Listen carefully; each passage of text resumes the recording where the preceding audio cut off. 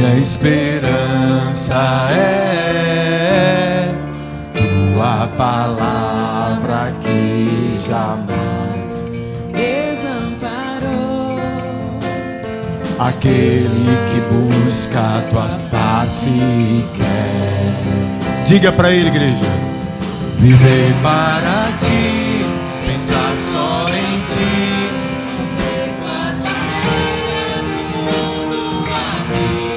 Voar com o Pai nas asas da fé e ser revestido de glória e poder.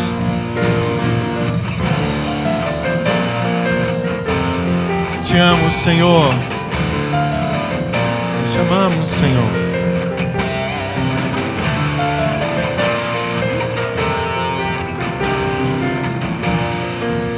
Aleluia. Aquele coral está aí? Cante para o Senhor. Que lindo, ó. Anelo tê-lo, Senhor.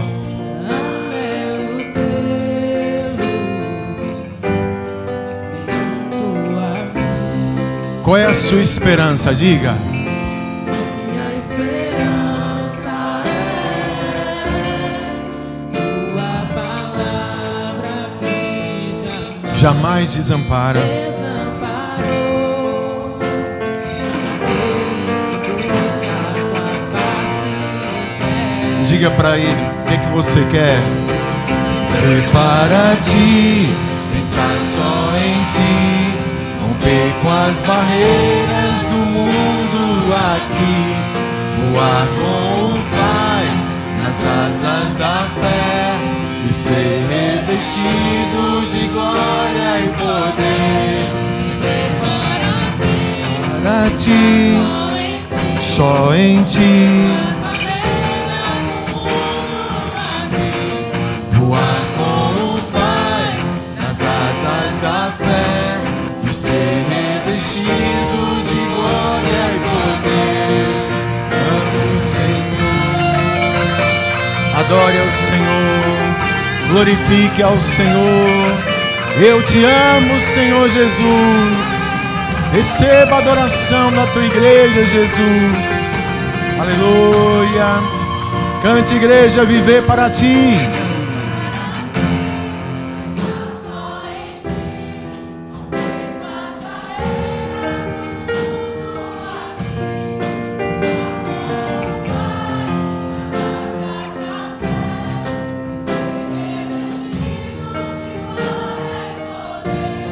Viver para ti. Pensar só em ti, romper com as barreiras do mundo. Aleluia. Voar com o Pai nas asas da fé e ser revestido de glória e poder. Amo o Senhor. Você que ama a Deus, aplauda Ele bem forte. Dê glória a Ele. Glória a Deus. Te amo, Senhor. Aleluia. Você ama a Deus? Você ama Jesus? Vou dizer uma coisa para você. E Jesus te ama mais ainda. Pense numa pessoa que é amada por Deus. É você. Pode sorrir mesmo. Pode sorrir. Porque Deus ama você grandemente. Amém? E por esse amor Ele faz tudo. E nesse amor Ele tem uma palavra para nós nessa noite. Amém? Por favor, abra aí a sua Bíblia. Você que trouxe. Evangelho de Marcos. Capítulo 2. Versículo 21. Marcos 2, 21. Viver para ti, pensar só em ti, romper com as barreiras do mundo aqui.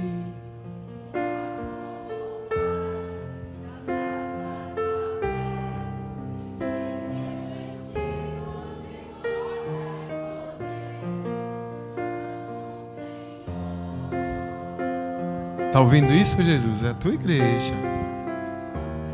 Marcos 2:21. Quem achou pode dizer: eu amo Jesus? Amém, Jesus te ama.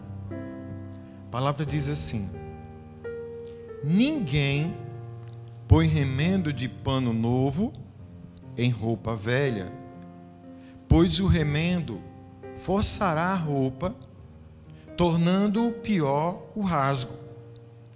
E ninguém põe vinho novo em vasilha de couro velha. Se o fizer, o vinho rebentará a vasilha, tanto o vinho quanto a vasilha se estragarão. Ao contrário, põe-se vinho novo em vasilha de couro nova. Amém? Por favor, feche os teus olhos um pouquinho. Vamos pedir para Deus continuar falando conosco. Senhor, nós te agradecemos pelo privilégio de estar aqui te adorando, pela tua presença, pela tua palavra, pelo teu Santo Espírito, tanto aqui na tua casa, como nessa casa que nos acompanha aí agora. Fala, Espírito Santo, ao nosso coração. Nos dê discernimento, nos dê entendimento da tua palavra, que entendemos e temos aprendido a cada dia que só a tua palavra é a força, é a luz e a direção que nós precisamos para a nossa vida. Crendo assim no agir do Senhor, nós já te agradecemos em nome de Jesus. Amém. Podem sentar-se, amados.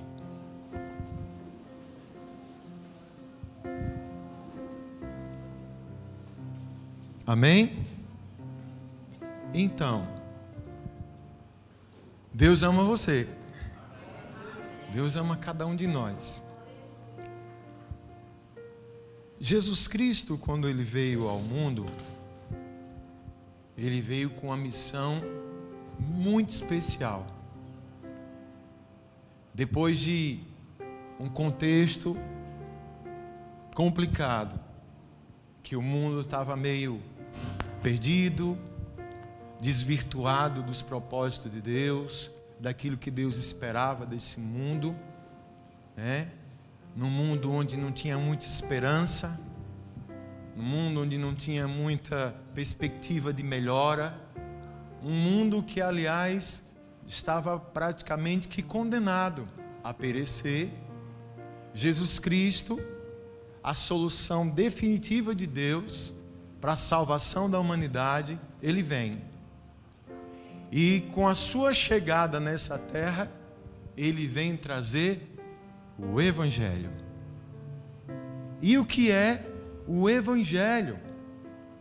Indo para o significado literal da palavra, Evangelho significa a boa nova, as boas notícias, as boas novas do Senhor. E que boas notícias são essas que Jesus veio trazer? Jesus veio trazer vida, Jesus veio trazer salvação, Jesus veio trazer perdão, Jesus veio trazer restauração, Jesus veio trazer milagre, Jesus veio trazer o amor de Deus, veio trazer libertação, vida, e não uma vida de qualquer jeito, mas uma vida em abundância, paz, alegria, saúde, salvação. É o Evangelho. Paulo diz que o Evangelho é o poder de Deus para a vida do homem. Só o Evangelho manifesta o poder de Deus na nossa vida e faz com que nós possamos experimentar de todos esses benefícios. Jesus veio trazer o Evangelho, as boas novas. E quando Ele vem com essa mensagem, Ele bateu de frente com uma grande dificuldade. As coisas velhas, a dificuldade de se mudar, a dificuldade de se renovar. O poder do Evangelho, que Jesus deixa claro aqui nesse texto, que ele usa essa analogia, mas o que ele deixa claro é o seguinte aqui, que se eu não procuro me renovar, se eu não procuro mudar, se eu não procuro me preparar para receber esse Evangelho, ele não vai chegar na minha vida. A ilustração é perfeita. Eu não sei, de manhã o Gil estava aqui. Tem gente que costura aqui, que trabalha com costura aqui de noite? Ninguém? Só o Gil? Olha, mas quem aqui já se arriscou a costurar uma coisa dentro de casa? Já furou o dedo, né? Pronto, né? Veja só. Antigamente a gente via mais isso. Eu falei para a irmã Gil hoje de manhã, eu disse: Gil, tem muita gente que procura você para remendar. Tem, pastor, de vez em quando, né? O pessoal aparece para colocar remendo. Mas o que é que ocorre aqui nessa palavra? Jesus diz assim, que a gente não pode pegar um pedaço de pano novo para costurar num pano velho. Como minha mãe gosta de falar, um pano que está fubambento, que está, sabe, aquela roupa que já está transparente, de velha. Você vai pegar um pedaço de tecido novo, vai costurar, vai funcionar? Vai rasgar. Não tem como fazer isso. A mesma coisa, ele usa o exemplo da vasilha, né? Do odre, como tem em algumas traduções. Que vasilha é essa?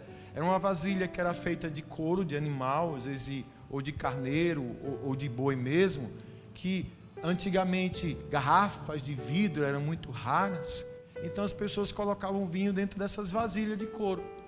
O que é que acontecia? Se a vasilha tivesse muito velhinha, botasse um vinho novo dentro, com aquele processo de fermentação, o que é que acontecia? Era mais ou menos isso aqui, a vasilha papocava, esse barulho aí, a vasilha estourava, tinha um papoco. Daqui a pouco você vai entender esses papocos aí já, né? E a única forma de não se perder nem a vasilha, nem o vinho, era pegar uma vasilha nova para colocar nela, assim, o vinho novo. Com isso, Jesus está reforçando o seguinte: se vocês não se renovarem, vocês não vão compreender, nem tampouco vão receber esse evangelho. É preciso, tem esse processo. E quando a gente vai entendendo um pouquinho a respeito disso, do que é o evangelho, do que ele pode fazer na nossa vida, a gente vai compreender o seguinte, que às vezes muitos de nós não estamos sentindo os efeitos do evangelho na nossa vida, porque a gente ainda falta se renovar. A gente está como uma vasilha velha e a gente está como um pano velho. Quem está entendendo isso até aí? Então, para que o evangelho surta de fato efeito na minha vida, tem que pensar nisso. Aí vem o primeiro processo que já vai começar aonde? Aqui, no nosso entendimento, no nosso pensamento. Eu parar de sair de uma zona de conformação e procurar renovar o meu pensamento.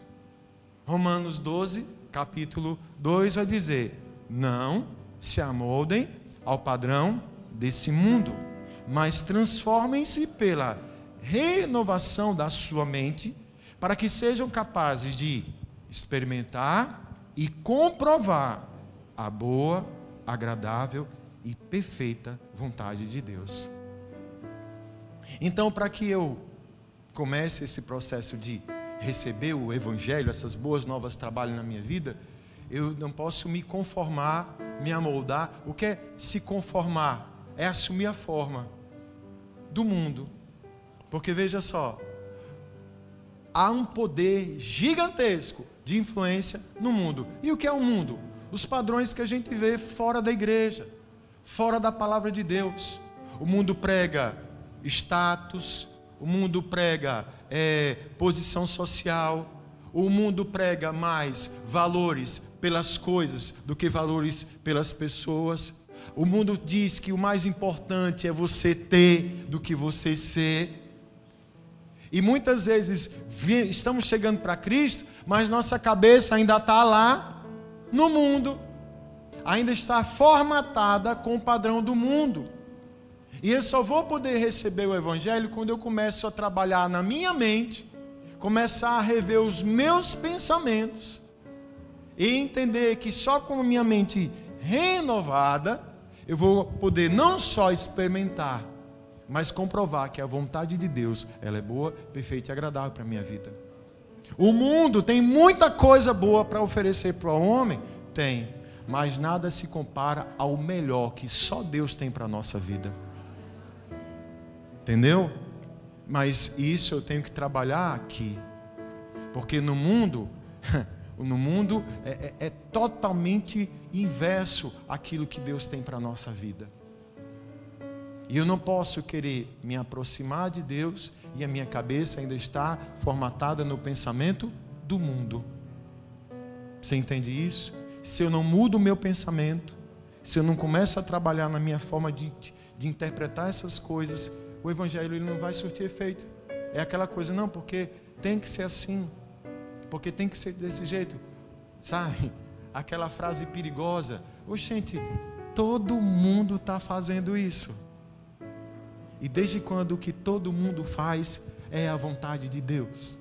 E desde quando os valores que se pregam no mundo é aquilo que Deus tem para a nossa vida? Eu já começo então procurando mudar a minha forma de pensar. Nós, antes de Cristo, o homem é muito preconceituoso. E para ele vale aquilo que ele tem mais influência, que são as coisas do mundo. Ei, lembrando do que Jesus disse, ele disse, o meu reino não é deste mundo. E ele disse que nós não somos desse mundo aqui não. Amém? Estamos aqui numa passagem, estamos aqui sendo tratados, estamos aqui sendo provados, mas Deus não nos fez para a gente ficar aqui nem se conformar com esse mundo. Existe um mundo infinitamente melhor. É o reino de Deus, preparado para aqueles que o amam, preparado para aqueles que o buscam, preparado para aqueles que procuram mudar o seu pensamento. Amém? Aí o evangelho está chegando. Aí para o evangelho chegar com força, sabe, irmãos, a gente está em família? Verdade? Uma das coisas que eu acho muito linda em Jesus é que ele sabia como ser suave e sabia como chegar de voadora com 2 pés. E particularmente eu gosto quando Jesus chega de voadora, missionário Daílson, porque às vezes a gente só aprende quando toma umas assim. E o que Jesus vai falar aqui, se eu não tiver esse entendimento para receber, o evangelho, eu posso dizer que o evangelho nem passou perto de mim, quanto mais está trabalhando na minha vida. E entender que para que o evangelho chegue, eu preciso aprender a reconhecer as minhas falhas, os meus erros, as minhas limitações. Amém? Quem está preparado para receber aí umas voadoras? Deixa eu ver aqui o lugar para eu cair. Que espaço, né? Você já está sentado, né? Então, olha o que ele diz lá em Mateus 7, versículo 1. A palavra diz assim: não julguem, para que vocês não sejam julgados. Pois da mesma forma que julgarem, vocês serão julgados. E a medida que usarem, também será usada para medir vocês. Por que você repara no cisco que está no olho do seu irmão e não se dá conta da viga que está em seu próprio olho? Como você pode dizer ao seu irmão, deixe-me tirar o cisco do seu olho, quando há uma viga no seu? Hipócrita, tire primeiro a viga do seu olho e então você verá claramente para tirar o cisco do olho do seu irmão. Aí teve um amém aqui, glória a Deus. Amém, irmão? Amém. Princípio de vivência do evangelho, você olhar para a sua vida. Nós precisamos tomar cuidado com os nossos julgamentos, com a maneira como a gente está, sabe? Irmãos, é impressionante como muitas pessoas, elas vivem fazendo comparativos, julgando e apontando as falhas dos outros. Se eu disser assim, cadê o povo casado aqui? Ô glória, amém, né? Aí dizer assim, pegue aí, irmão, uma folha de papel, pegue uma folha de papel, né? E escreva aí agora as falhas que seu marido tem. Aí a irmã vai dizer, pastor, me arruma umas 5 folhas, porque uma só não vai dar não. Não é assim? Aí, nessa mesma folha de papel, alguém pede assim, coloque aí as suas falhas. Aí é mais difícil. Quem já enganchou nisso aí? Seja sincero. Quando é para falar das suas falhas, é difícil, gente. É difícil. Agora, dos outros, é muito mais fácil. Só que isso está errado. Deus não nos nomeou como juízes. Nós não estamos aqui para falar das falhas e dos erros dos outros. Não é esse o nosso papel. Quem tem o cargo principal disso é o diabo, ele é o acusador. Nós não.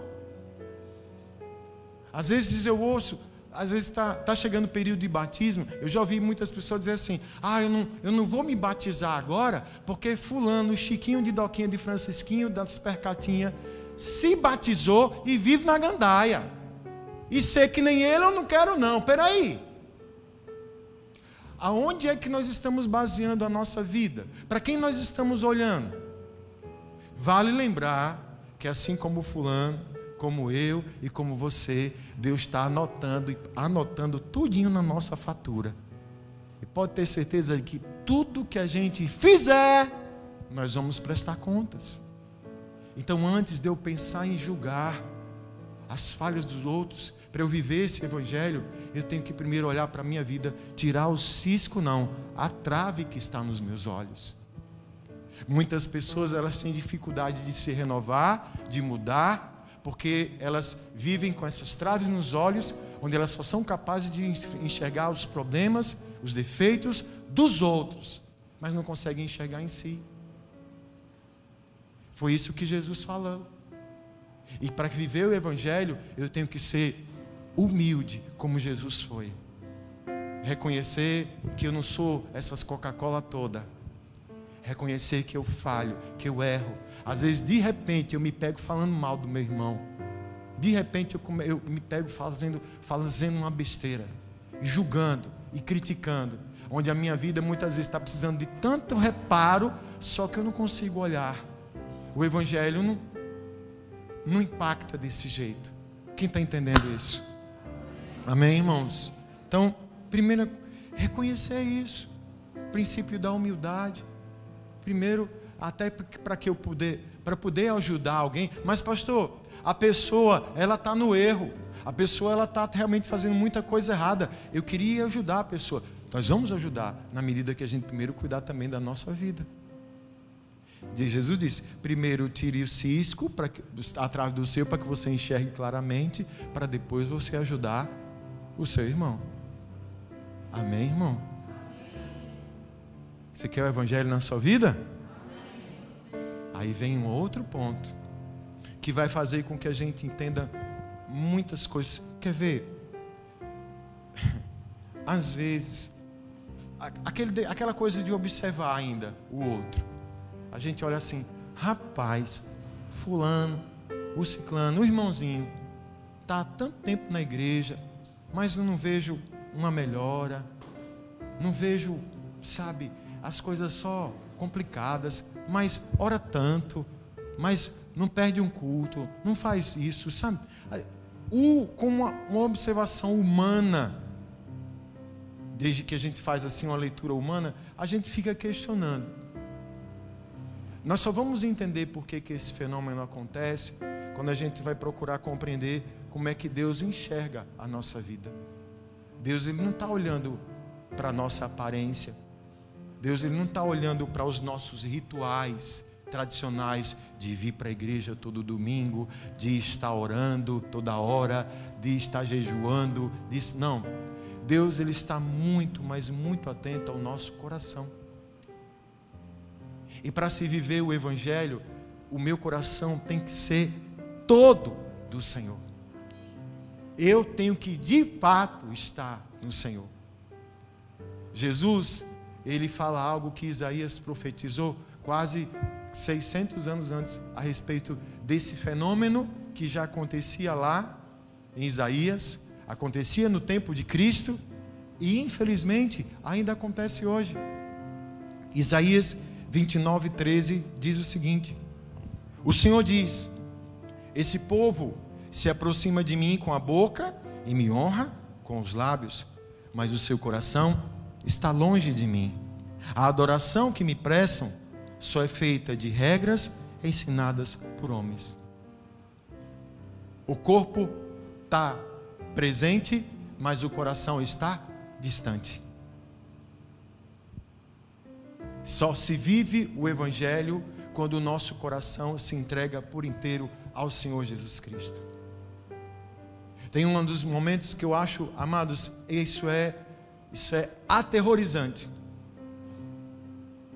Você deve ter passado por essa leitura algumas vezes. Mestre, Senhor, em teu nome oramos, em teu nome expulsamos demônios, em teu nome curamos os enfermos, em teu nome fizemos um monte de coisa. E o que é que Jesus diz?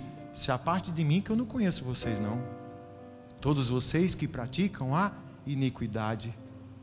As pessoas que estavam ali, né, no ritmo, né, na liturgia, no louvor, na adoração, mas o coração estava longe. A igreja é um lugar de pessoas salvas. A igreja é um lugar de pessoas salvas. Mas se a gente não cuidar, a igreja pode ser um lugar de pessoas perdidas. Dentro da igreja, mas perdidas. Porque o evangelho ainda não chegou. Porque o coração ainda está longe. Preso às coisas do mundo, preso ao pecado, preso aos seus pensamentos. O coração está longe, está adorando, está louvando, mas o coração está longe. Ei, Deus tem o evangelho de plenitude, de vida, de alegria, de paz, de satisfação, de salvação, de milagres. Ele tem. Por isso que a gente tem que andar perto de Deus. E o nosso coração tem que estar junto do Senhor. A nossa entrega tem que ser por inteiro ao Senhor. Falando de renovação, por isso que temos que ser aquilo que Paulo... Eu já vou encerrar aqui. O fechamento disso é a questão da renovação mesmo. Que Cristo, Ele faz na nossa vida. Ele vem com o Evangelho. Ele traz uma boa nova para nós. Sabe o que Jesus disse para nós toda hora? Eu tenho uma coisa nova para fazer na sua vida, rapaz. Eu sou um Deus que faz tudo novo na sua vida, rapaz. 2 Coríntios, capítulo 5, versículo 17 em diante, diz o seguinte: portanto, se alguém está em Cristo, é nova criação. As coisas antigas já passaram. Eis que surgiram coisas novas. Tudo isso provém de Deus, que nos reconciliou consigo mesmo por meio de Cristo e nos deu o ministério da reconciliação. Ou seja, que Deus em Cristo estava reconciliando consigo o mundo, não lançando em conta os pecados dos homens, e nos confiou a mensagem da reconciliação. Portanto, somos embaixadores de Cristo, como se Deus estivesse fazendo o seu apelo por nosso intermédio. Por amor a Cristo, lhes suplicamos, reconciliem-se com Deus. Deus tornou pecado por nós aquele que não tinha pecado, para que nele nos tornássemos justiça de Deus. Esse novo se manifesta, o Evangelho se manifesta na minha vida quando Cristo está em mim, quando Cristo vive em mim. Quando Paulo repetiu: hoje não vivo mais eu, é Cristo que vive em mim, que me faz uma nova criatura, nova, preparada para receber o novo de Deus. Deus tem coisas novas para fazer na nossa vida, é o Evangelho, é o novo de Deus, mas eu tenho que procurar me renovar, tratar com isso, com meus pensamentos, tratar, sabe, com o meu coração, quebrar orgulho, essas coisas todas que só me afastam diante de Deus, só me tiram da presença de Deus. Entregar meu coração a Deus de verdade, não entregar meu coração para uma religião, não entregar meu coração para uma denominação, mas entregar meu coração para Cristo, para que Cristo viva em mim, para que o novo de Deus se manifeste e para que eu viva o Evangelho, para que eu experimente o Evangelho e o melhor, eu levo o Evangelho. Porque estamos aqui para espalhar o Evangelho, falar para o mundo lá fora: ei, Jesus Cristo te ama, Jesus Cristo tem uma vida nova para você, Ele está fazendo isso comigo. Glória a Deus, glória a Deus. Eu quero profetizar em nome de Jesus que haja muitos momentos como esse que você se depare com pessoas que digam assim: ei, o que que você tem de diferente? Eu vejo que você está sempre bem, eu vejo que você está sempre sorrindo, eu vejo que você sempre tem uma palavra de ânimo, e eu sei que você passa por lutas. O que é isso? Que segredo é esse? E você pode dizer assim: é porque o Evangelho do Senhor Jesus Cristo chegou no meu coração. Hoje Cristo vive na minha vida, eu sou uma nova pessoa. Eu tenho sido transformado a cada dia por esse Evangelho maravilhoso que me ensinou o que é a vida, que me faz bem em qualquer circunstância, em qualquer situação. Agora, eu preciso receber o Evangelho, porque se eu não...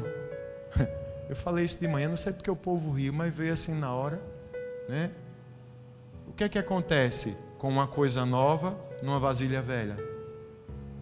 A vasilha vai papocar. Né? Assistiu Shaolin do Sertão?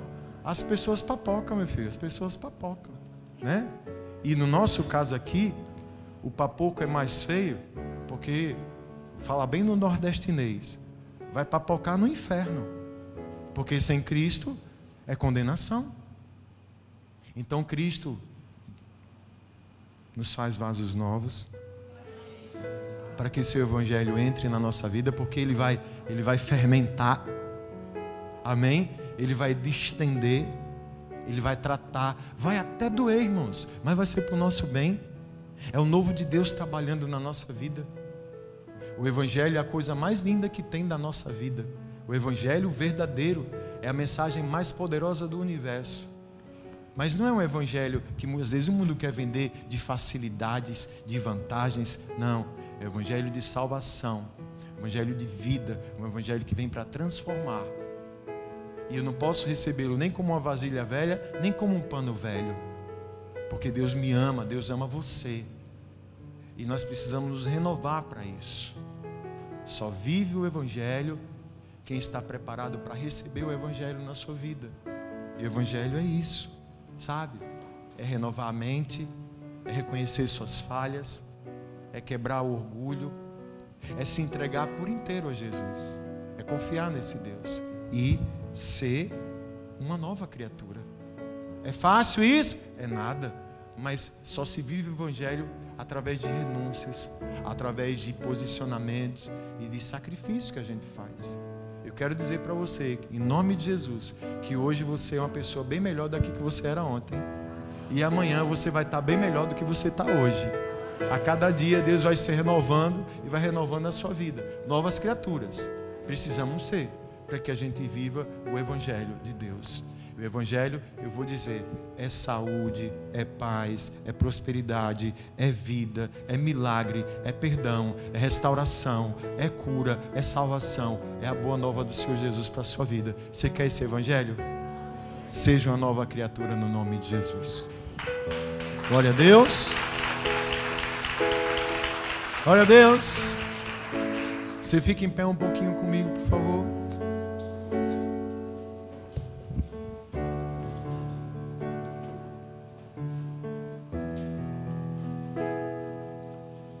Fecha os teus olhos aí. Senhor, eu quero receber esse Evangelho na minha vida. Eu quero viver esse Evangelho. Pai amado, em nome de Jesus, eu te agradeço pela tua palavra. Eu sei que de uma forma muito linda o teu Santo Espírito